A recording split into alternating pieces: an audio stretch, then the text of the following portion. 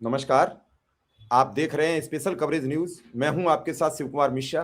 हमारे साथ हैं वरिष्ठ पत्रकार आदरणीय डॉक्टर प्रकाश के राय।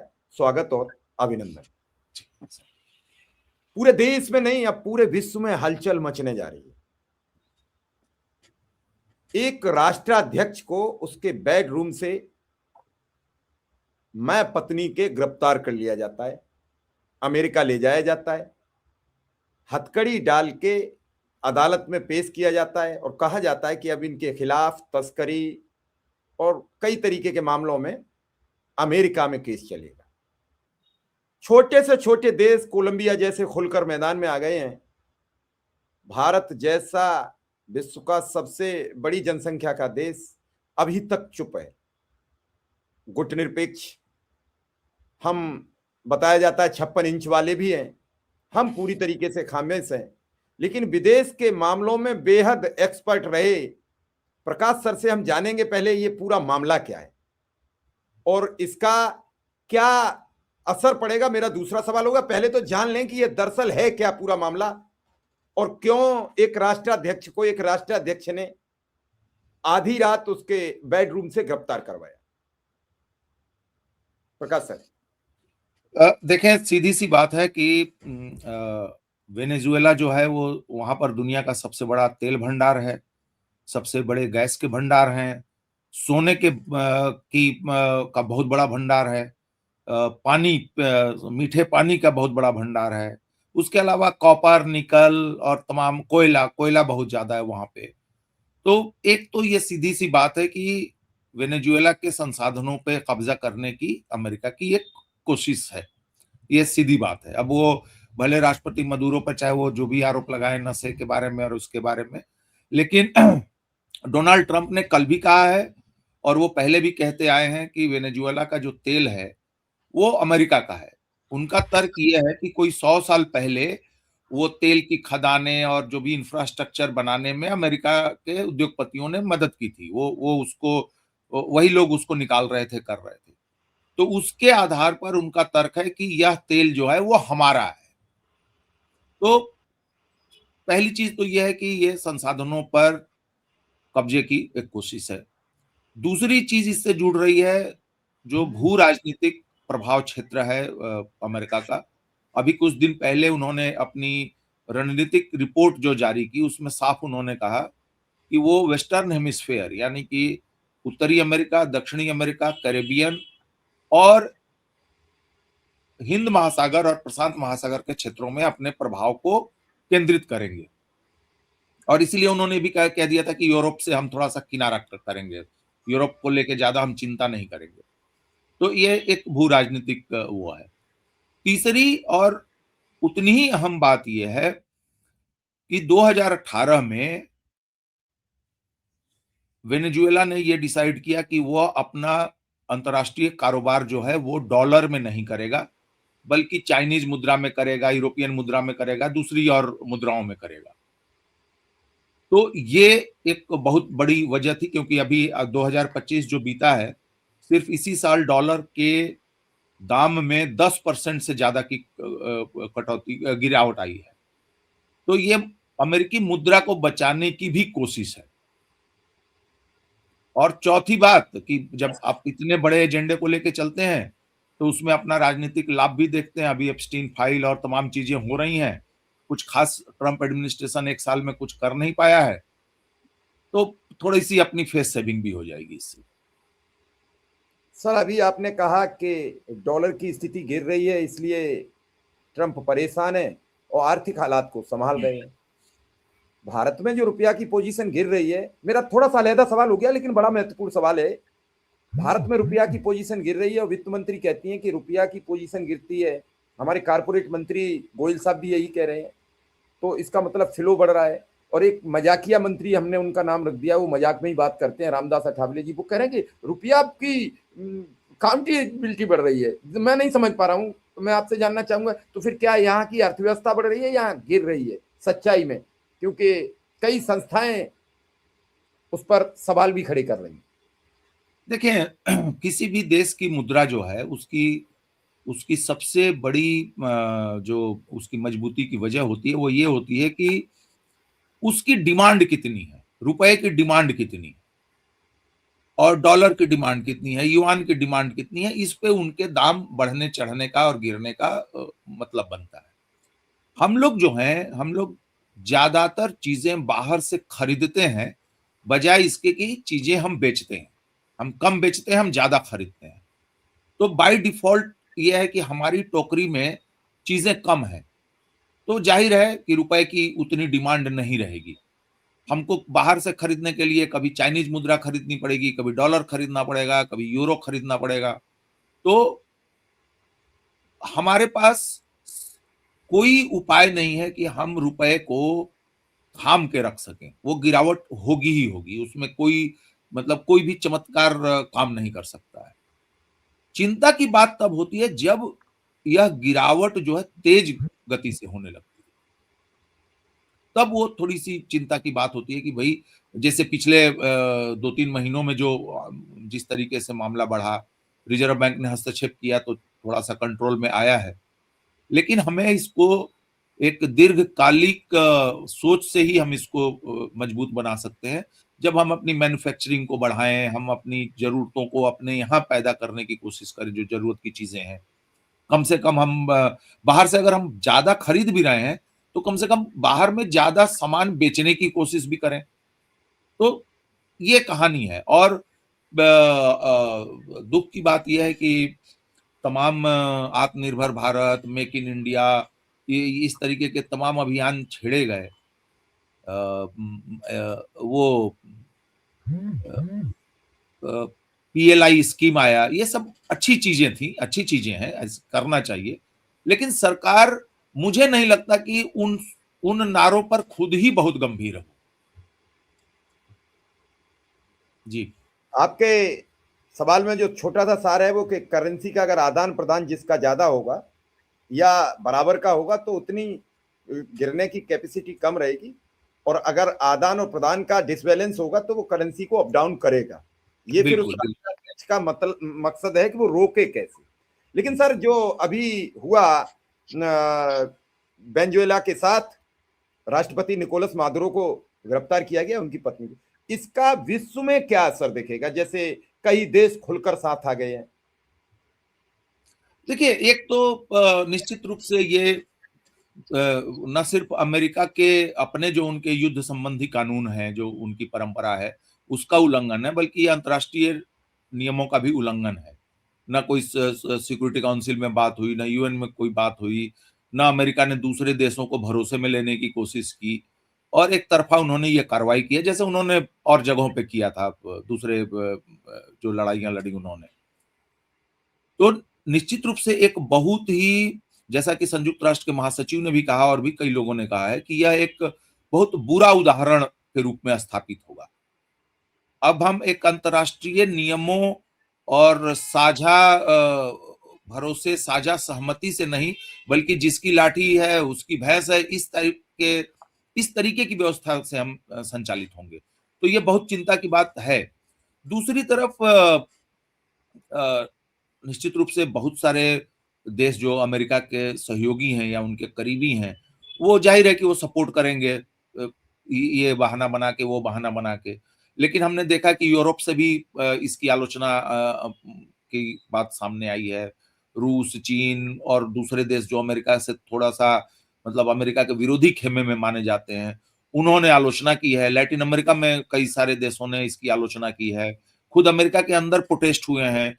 न्यूयॉर्क के मेयर ममदानी ने राष्ट्रपति ट्रंप को फोन करके बात करके अपना विरोध जताया है। तो कई जगह प्रदर्शन भी हुए हैं, हो रहे हैं। तो निश्चित रूप से एक बार फिर दुनिया को ये समझने का मौका मिला है कि नेकेड कोलोनियलिज्म, नेकेड इंपीरियलिज्म जो है, ब्रूट फोर्स, इन सब का क्या नतीजा हो सकता है। तो एक दुर्भाग्यपूर्ण परिघटना ये हम घटित होते हुए देख रहे हैं, और आने वाले समय में मुझे उम्मीद है कि और भी इंटरनेशनल रिएक्शंस आएंगे। 5 तारीख को जो है, कल बैठक है संयुक्त राष्ट्र सुरक्षा परिषद की, तो देखते हैं कि वहां पे क्या बातें होती हैं। अब तो कूटनीति का ही रास्ता है फिलहाल तो। सर आप तो लगातार निगाह बनाए रखते हैं इस पूरे मामले पर, भारत की तरफ से अभी तक कोई बयान? देखिए, यह जरूरी नहीं है कि कोई भी देश तुरंत ही किसी घटना पर जो है अपनी टिप्पणी दे दे, ये कोई जरूरी नहीं, क्योंकि भाई थोड़ा सोच समझ के क्या करना है, नहीं करना है, कैसे बोलना है भाई। अब एक ग्लोबल साउथ के देश पर ही हमला हुआ, हम भी ग्लोबल साउथ के हिस्सा हैं। वेनेजुएला से तेल खरीदने का हमारा भी रिकॉर्ड रहा है, वहां पे थोड़े मोड़े बिजनेसेस भी हैं, जैसे सरकार, एक सरकारी कंपनी है जो वहां तेल बिजनेस में लगी हुई है, और हमारे देश के एक निजी घराने का भी तेल का लेन देन उनके यहाँ से हुआ है, होता रहा है। और दूसरी तरफ अमेरिका भी, अमेरिका से भी हमारा एक पार्टनरशिप है। तो मैं देरी अभी तक नहीं बयान आया इसको लेके, मैं उतना मेरे लिए वो बात उतनी मायने नहीं रखती है जितनी ये बात मायने रखती है कि भारत को निश्चित रूप से बोलना चाहिए। हम तीसरी दुनिया के ग्लोबल साउथ की आवाज बनने की बात कहते रहे हैं, प्राइम मिनिस्टर कई बार अपने भाषणों में उन्होंने कहा कि भारत जो है ग्लोबल साउथ का प्रतिनिधि है।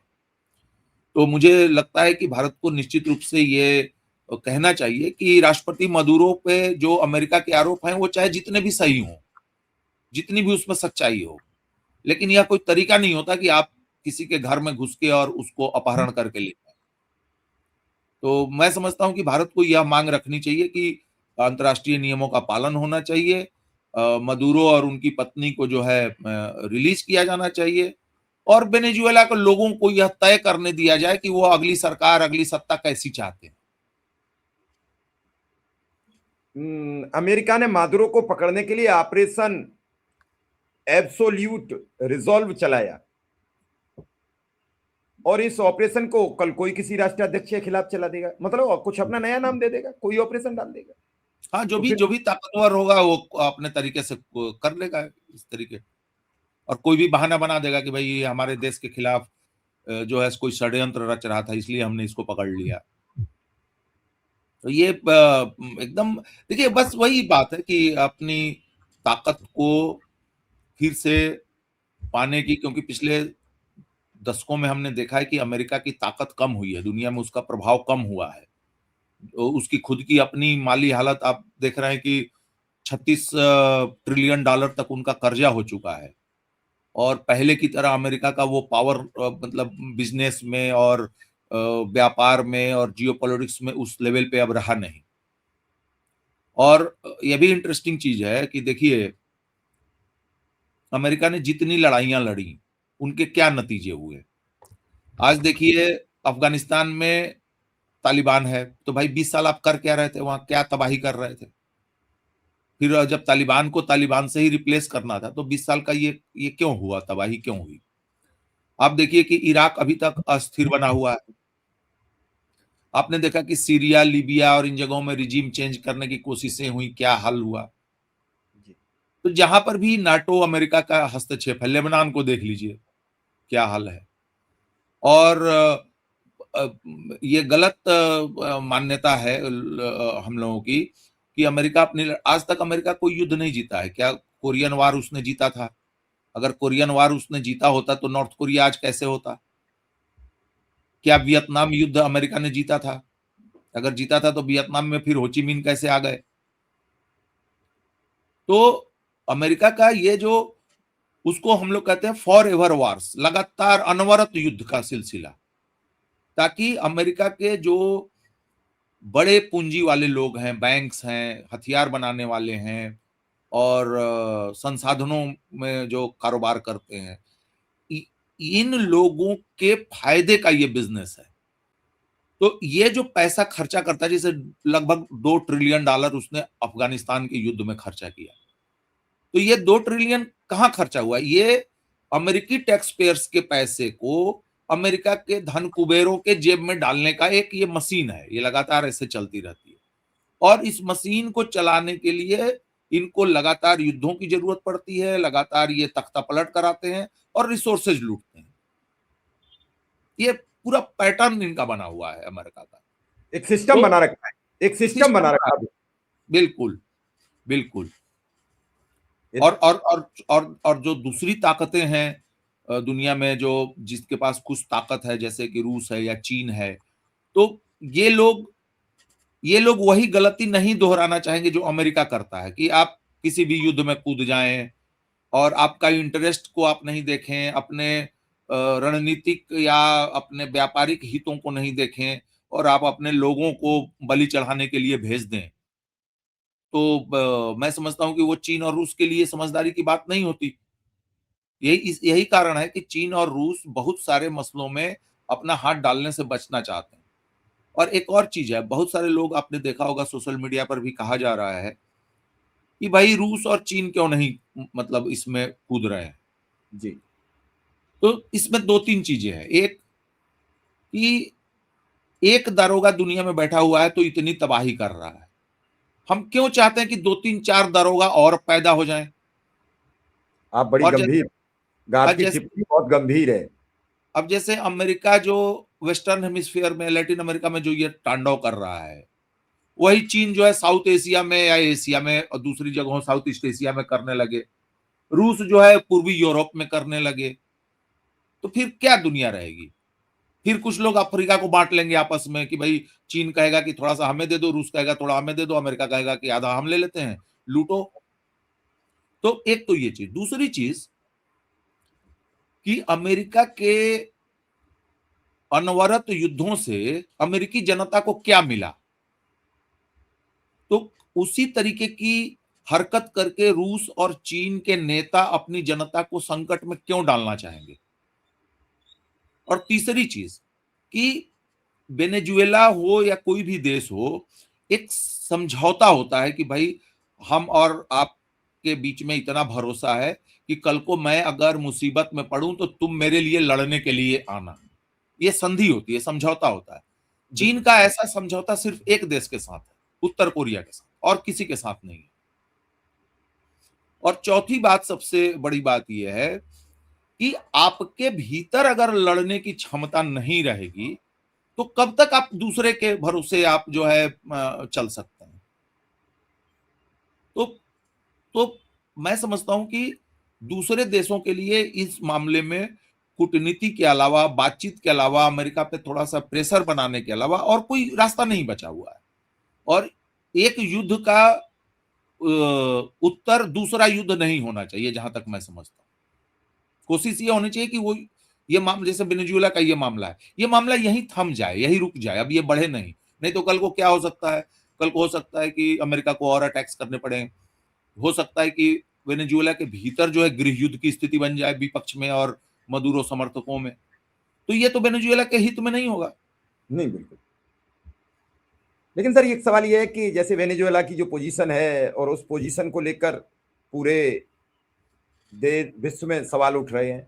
हमारे ही देश के एक नेता असुद्दीन ओवैसी वो कह रहे हैं कि जब वेनेजुएला पर कब्जा हो सकता है तो पाकिस्तान पर क्यों नहीं। उन्होंने एक लंबी स्पीच दे दी है। तो इन सब से क्या है, माहौल बिगाड़ने का ही तो प्रवृत्ति है। देखिए, हमारे देश में कोई भी व्यक्ति मजाक में या मोदी सरकार की आलोचना में या या सचमुच की गंभीरता से अगर पाकिस्तान के साथ या चीन के साथ या किसी के साथ भी अगर युद्ध की बात कर रहा है, तो मैं समझता हूं कि उसको अपने नजदीक के मानसिक अस्पताल में जाकर डॉक्टर इलाज की करा। सलाह लेनी चाहिए। हम हमारी बाकी परेशानियां हम छोड़ दें एक तरफ कि हमारे यहाँ किस तरह का राजनीतिक विभाजन है या हमारी सरकारें परफॉर्म कर रही हैं या नहीं कर रही हैं, हमें जिस गति से विकसित होना चाहिए, विकासशील होना चाहिए, उतने हम हैं कि नहीं है, इन चीजों को थोड़ा परे रख दें। 50 साल तक हमें किसी भी तरीके की लड़ाई से परहेज करना चाहिए। एक लंबी लड़ाई, हॉट वार जो है, हमारी अर्थव्यवस्था को, हमारे लोगों को, हमारी स्थिति को और नाजुक कर सकती है। आप याद करें कि हम विश्व की परचेजिंग पैरिटी में तीसरे नंबर की और नॉमिनल जीडीपी में चौथे नंबर की अर्थव्यवस्था है, या पांचवें नंबर की, चौथे नंबर की या पांचवें नंबर की। तो इसके बावजूद अगर उसका आंकड़ा देखें, अगर ये 1 2 3 को भूल के एक्चुअल फिगर्स को देखें, नंबर्स को देखें, तो हम बहुत गरीब जैसे देश हैं। तभी तो भाई 80 करोड़ 82 करोड़ को मुफ्त अनाज देना पड़ रहा है, और तमाम तरीके की कल्याणकारी योजनाएं, ऊपर से नकदी भी देनी पड़ रही है चुनाव से पहले। तो ऐसे ऐसी इकोनॉमी अगर लड़ाई छेड़ेगी तो बहुत मुश्किल हो जाएगा। हम अभी आज के डेट में हम बांग्लादेश वार जो हुआ था 71 का, वैसी लड़ाई लड़ने के लिए भी हमें परहेज करना चाहिए। वैसी लड़ाई भी हम नहीं लड़ सकते। लड़ाई देखिए क्या होता है, और आज अभी की लड़ाइयां जो हैं वो पहले की तरह नहीं है लड़ाइयां। अब ये हाइब्रिड वार है। हाइब्रिड वार में क्या होता है, एक तो मिलिट्री वाला हो गया, जो हमने जैसे ऑपरेशन सिंदूर जैसा सिचुएशन देखा, एक एक लड़ाई ये होती है। दूसरी लड़ाई हो सकती है आमने सामने की, जैसे कि हमने गलवान में देखा। जी उसका तीसरा हिस्सा है हैकिंग करना, इंटरनेट में घुसना, ग्रिड फेल करना, जो कि हमारे यहाँ भी आप जानते हैं कि दुनिया में सबसे ज्यादा डिजिटल सेंधमारी जो है, डिजिटल सेंधमारी से जो लोग परेशान, जो देश परेशान है, उसमें भारत सबसे ऊपर के देशों में है।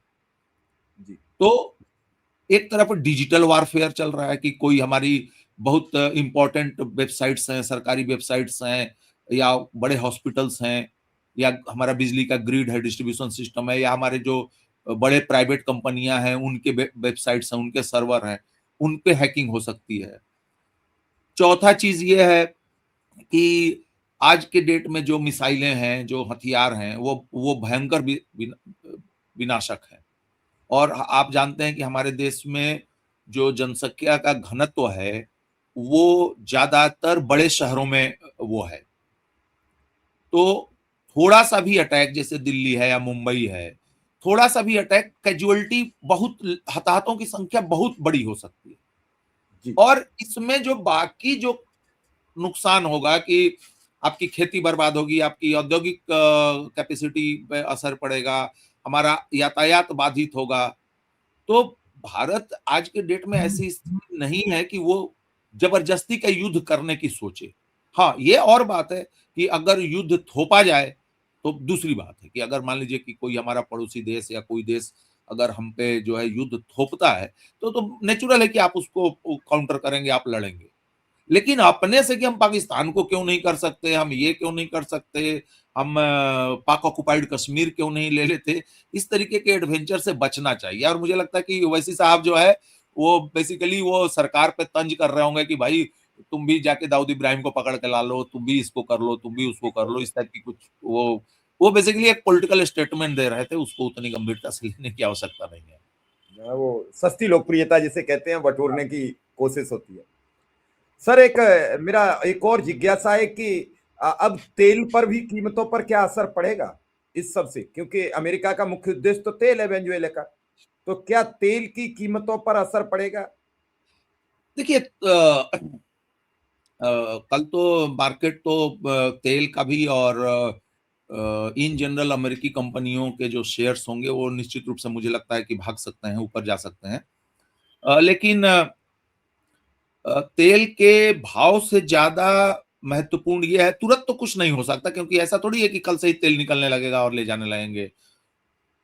और भाव तेल के ऑलरेडी नीचे हैं और कम ही होंगे मुझे लगता है।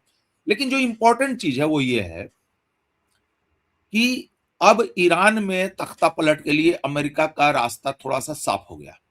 वो इसलिए कि पहले अमेरिका की चिंता ये थी, एक चिंता या उनके एलाइज जो है, उनके सहयोगी जो है उस क्षेत्र में, चाहे यूरोप वगैरह में, कि अगर ईरान के साथ लड़ाई हुई तो उस इलाके में डिस्टरबेंस फैलेगी और जिससे कि तेल की सप्लाई पर असर पड़ेगा।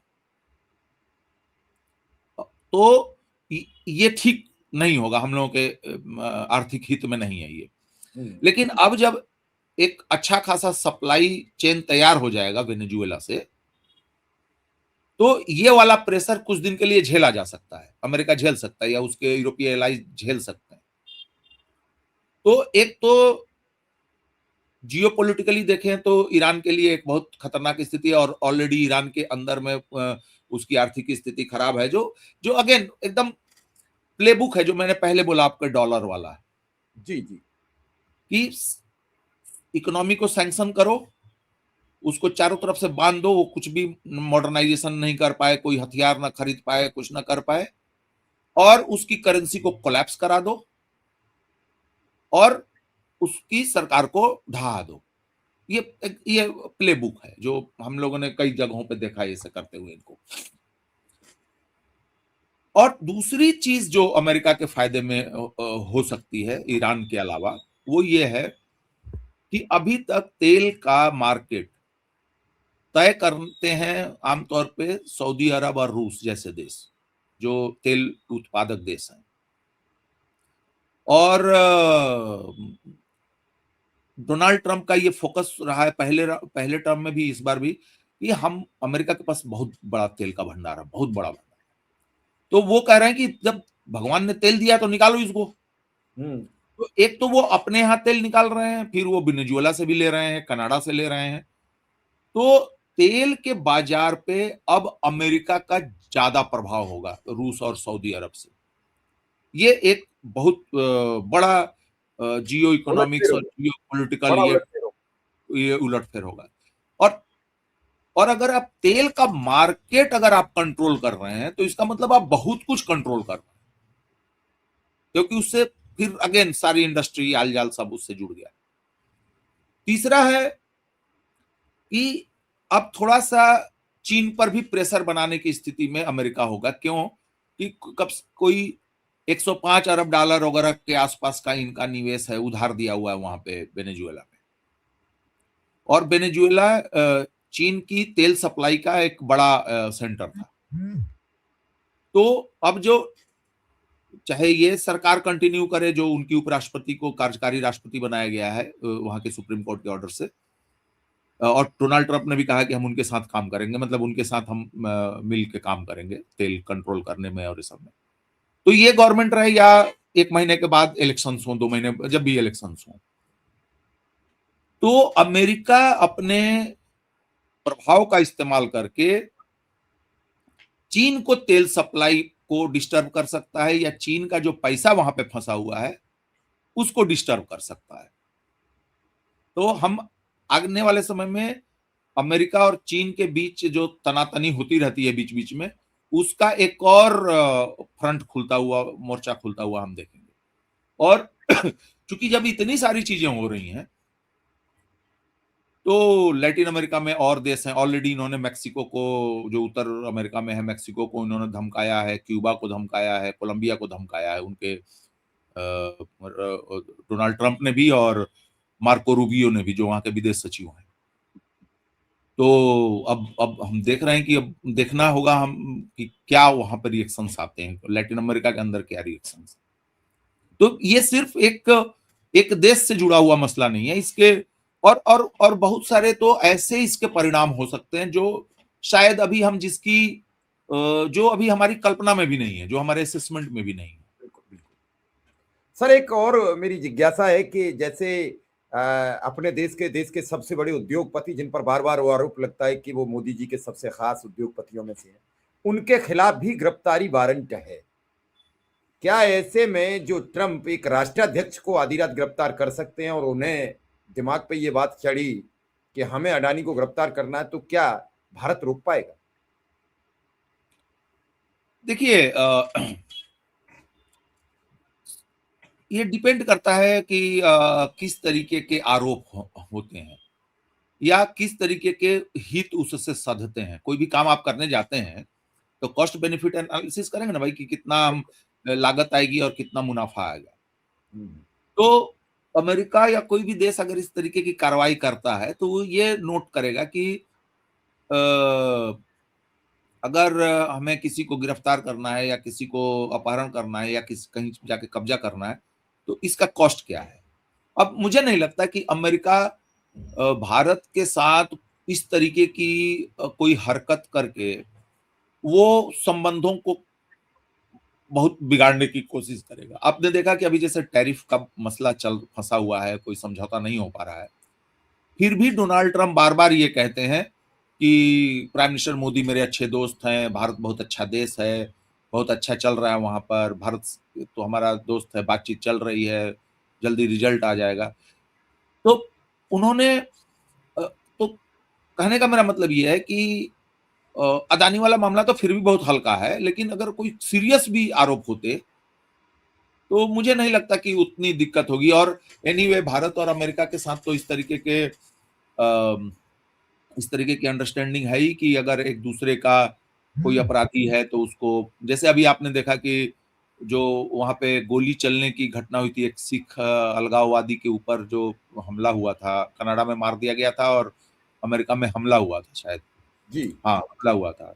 तो उस मसले में भारत ने कहा कि हम कोऑपरेशन के लिए तैयार हैं, अगर मतलब आपके पास अगर कोई इंटेलिजेंस है तो मुझे नहीं लगता कि वो नौबत आएगी। लेकिन अगेन, जो अंतर्राष्ट्रीय नियमों का जो उल्लंघन है, तो निश्चित रूप से कोई भी देश जो ताकतवर हो वह जरूर इससे वो ले सकता है, या इस तरीके की हिमाकत कर सकता है। क्योंकि कल को आप मतलब देश से मेरा मतलब है कि कोई भी नेता अगर आ जाए, कोई सन की मान लीजिए कि अ, हम्म, वो कहे कि भाई चलो मालदीव पे कब्जा कर लेते हैं, बिल्कुल। या बहुत सारे हिंद महासागर, प्रशांत महासागर, एशिया पैसिफिक में बहुत सारे छोटे छोटे देश हैं, आइलैंड हैं सब। तो वो चीज, या आप धमका के आप किसी देश के रिसोर्सेज को कहें कि 100 साल पहले हम हमारे दादा ने जो है इसमें यहाँ पर भाई कुआं जी। खोदा था तो वो हमारा है। तो वो ज्यादा चिंता की बात है। इसीलिए जैसा मैंने आपको कहा कि भारत को जरूर बोलना चाहिए इस पे। सर एक अंतिम सवाल यह है, क्या इसका तीसरे विश्व युद्ध की तरफ परिणित हो सकती है क्या इस घटना के बाद? देशों के अपने अपने संगठन बन जाए, मान लीजिए कल सऊदी अरब या इराक ईरान सब इकट्ठे हो जाएं कि ये तो नाइंसाफी है, तो क्या ऐसा कुछ भी हो सकता है देखिए, इसमें? जब भी विश्व व्यवस्था में बड़े बदलाव आते हैं तो बड़ी लड़ाइयां होती हैं, और कुछ लड़ाइयां महायुद्ध भी बन जाती हैं, जैसे हमने पिछली सदी में 2 महायुद्ध देखे। तो उसकी आशंका से इनकार नहीं किया जा सकता है। और पर्टिकुलरली 2027 से 2030 का जो समय होगा वो काफी इस लिहाज से महत्वपूर्ण हो सकता है। लेकिन वह उतना मुझे सही होता हुआ नहीं दिख रहा है। कहने का मतलब कि तीसरा महायुद्ध, जितना कि यह दिख रहा है कि बहुत सारे क्षेत्रीय युद्ध होते रहेंगे, छद्म युद्ध होते रहेंगे, बड़ी ताकतें आमने सामने नहीं लड़के वो कहीं तीसरे जगह खेलेंगी। ये वो आम, जैसे फॉर एग्जांपल रूस और यूक्रेन की लड़ाई, रूस और यूक्रेन की लड़ाई को हम रूस यूक्रेन की लड़ाई कह रहे हैं, लेकिन वास्तव में वो रूस और यूरोप और रूस और नाटो और रूस और अमेरिका की लड़ाई है। उसी तरीके से जब मान लीजिए कि कल को ताइवान को लेकर खींचतान होती है तो वो अमेरिका और चीन की लड़ाई होगी। ताइवान उसमें एक बहाना होगा, एक फैक्टर होगा सिर्फ। और अभी आपने देखा कि नाइजीरिया में अमेरिका ने हमले किए, वहां पे इस्लामिक स्टेट के आतंकी ठिकानों पर, और वहां की सरकार के कहने पर। और अभी आपने देखा हमारे यहाँ ऑपरेशन सिंदूर हो चुका है। अभी आपने देखा कि ताइवान को चारों तरफ से उन्होंने, चाइना ने घेर के वहां पर मिलिट्री ड्रिल किया। और यूक्रेन युद्ध चल ही रहा है, अभी वेनेजुएला हो गया। इस तरीके से बुर्किना फासो, माली वगैरह में चीजें चल रही। माली में इस्लामिक स्टेट का बहाना बनाया जा रहा है वहां पे। यमन में अभी आपने कुछ दिन पहले देखा, सऊदी अरब ने एक संयुक्त अरब अमीरात के एक कंटेनर पे जो है अटैक किया, गाड़ियां वगैरह वो भेज रहे थे सेपरेटिस्टों के लिए। तो सऊदी अरब और अमीरात जो कि दोनों एलाइज हैं वही एक दूसरे से भिड़ गए। तो मैं जो चीज देख रहा हूं, जो जो मुझे ज्यादा आशंका लग रही है वो ये है कि दुनिया के अलग अलग इलाकों में छिटपुट छिटपुट छिटपुट छिटपुट युद्धों की संख्या बढ़ती जाएगी। ये ज्यादा मुझे संभव होता हुआ दिख रहा है, बजाय इसके कि बाकायदा अब एक तरफ मान लीजिए कि रसिया खड़ा हो गया, एक तरफ चाइना खड़ा हो गया, दूसरी तरफ अमेरिका यूरोप खड़े हो गए। और कहीं पे तो जैसा मैंने कहा कि हाइब्रिड वार का जमाना है, तो अब हाँ, अब वैसा नहीं होगा। चलिए सर, आपने हमें समय दिया, इसके लिए आपका बहुत बहुत आभार। और बड़ी धन्यवाद। शालीनता से आपने समझाने का प्रयास किया, एक एक पॉइंट अलग अलग बताया, कब किस पॉइंट का क्या मतलब है। गिरफ्तारी का क्या मतलब है, उनके खिलाफ कोर्ट में केस चलेगा, इसका क्या मतलब है। और यह भी बताया कि इस तरीके की गिरफ्तारी से अमेरिका को बचना चाहिए था, पहले से कुछ न कुछ नोटिस करना था, लोगों से बातचीत करनी थी। मैं दर्शक समझेंगे और विचार करेंगे और हमें जरूर कमेंट बॉक्स में बताएंगे कि क्या आपको ये स्टोरी समझ में आई, अच्छी लगी। सर आपका बहुत बहुत आभार, बहुत बहुत धन्यवाद।